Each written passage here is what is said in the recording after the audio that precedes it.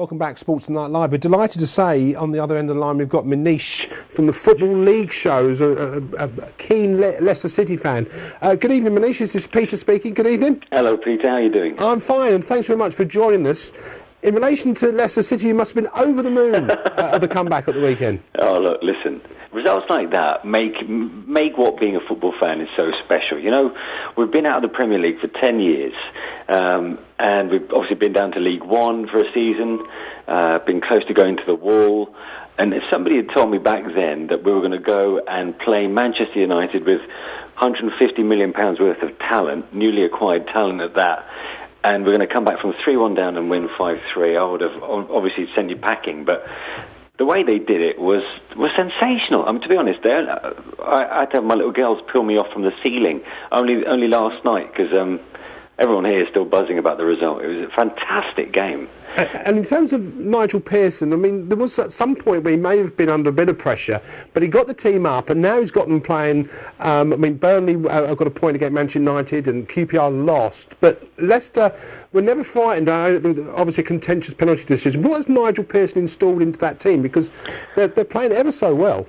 He's kept the unit together from last season because, you know, they smashed the Championship, really. I mean, they broke 100 points at the top. They had 2 or 3 very good unbeaten runs. I mean, if they weren't for like 9-10 games at a time. So he's got together fantastic. He's also got a great scouting network behind him. So Steve Walsh, not the former Leicester player, he's his assistant and head of recruitment. He's the one who brought in Didier Drogba while he was at Chelsea. So he's clearly got an eye for talent. He's got a great link with Manchester United. A lot of our teams originated from Carrington's kind of training ground regime, kids that have been brought up the right way.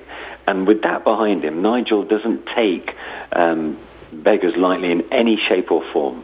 He's almost quite like a fatherly figure on these players because they're very young.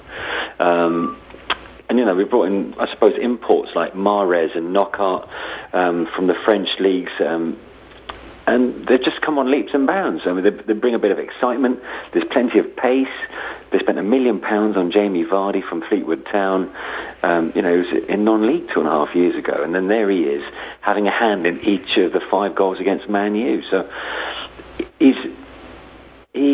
I think he's scouted very kind of thoroughly. He knows he's clearly got an eye for talent, but I think it's also about the backroom stuff. And he's a massive believer, by the way, in sports science. So when I went to the Leicester City training ground, having been there on a regular basis, working for local radio, it had been a while when I went there last season, and they've got a wing there that now resembles, if anything, a hospital ward. It's the sports science department.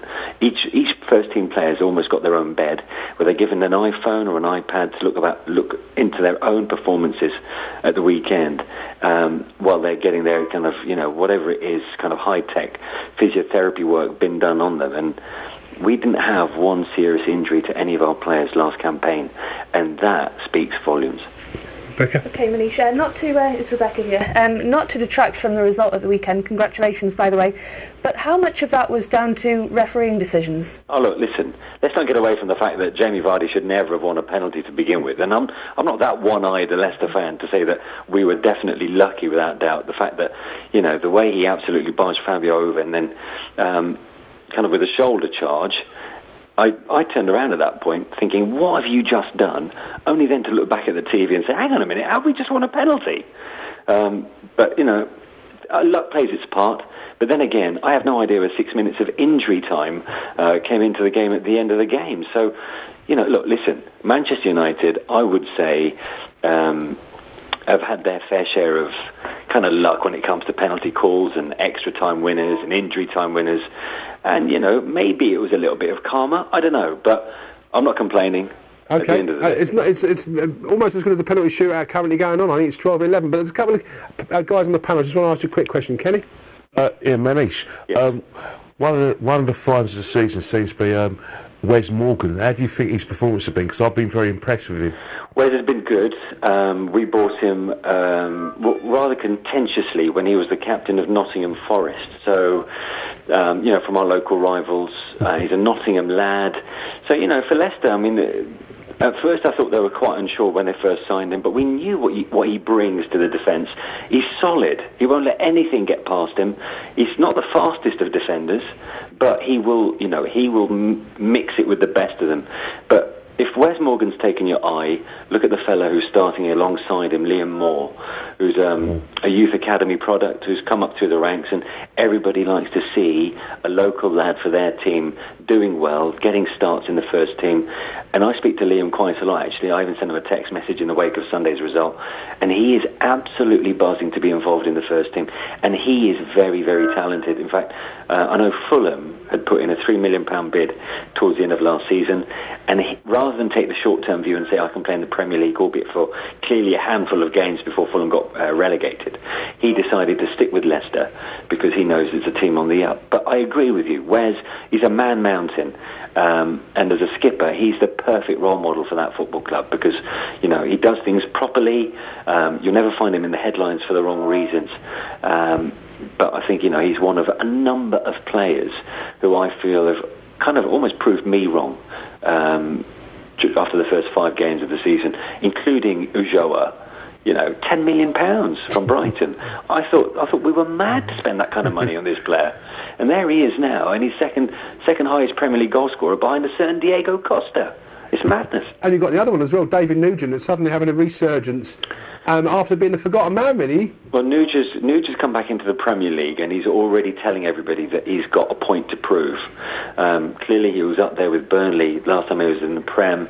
He's seen as kind of a rather jokey figure, isn't he? As having the one-cap wonder for England, in which he scored perhaps with one of the most scruffiest shots you can ever imagine. But he knows that he's got to deliver this time and show people that he's not going to be remembered for that one England international. And I think he's done well, actually. In fact, the fact that Leicester played 3 strikers against Manchester United shows that Nigel Pearson will not go into any game this season with anything else on his mind apart from winning it.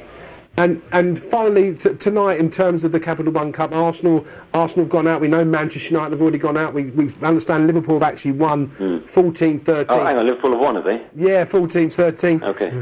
Is it a cup that clubs take seriously anymore? And do you think, in relation to this particular cup, clubs take it seriously? Yes. Yeah, I think they do now. I think for a lot of I suppose the second-string clubs in the Premier League who realise that the Premier League title's not within their grasp, they're going to take this one cup competition seriously because it is one that they all seriously fancy their chances.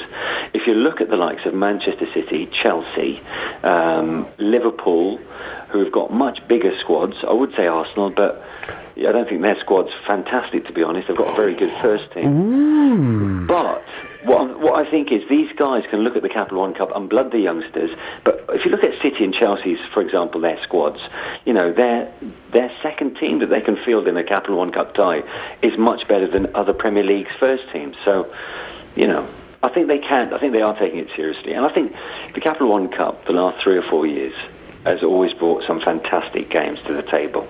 From even this season, from rounds 1, 2 and 3, they've been brilliant. And if anything, I feel that the FA Cup might have lost its glitz a little bit, whereas I feel the League Cup has actually gone up in people's estimations.